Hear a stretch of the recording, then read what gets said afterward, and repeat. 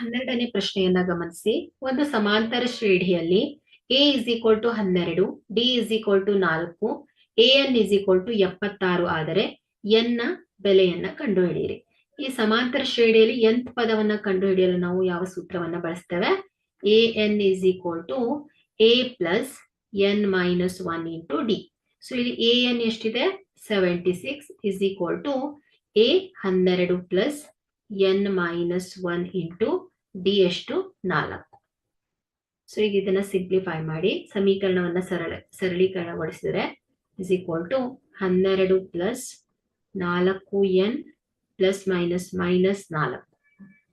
76 minus 12 plus 4 is equal to 4n ಆಗುತ್ತೆ.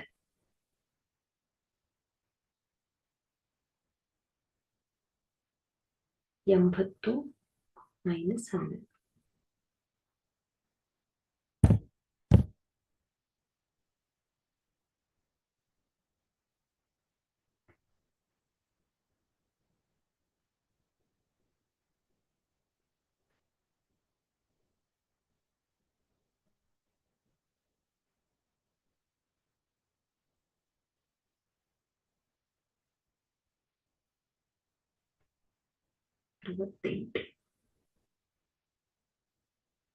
So ಇದೆಷ್ಟಾಗುತ್ತೆ? 68 is equal to 4n.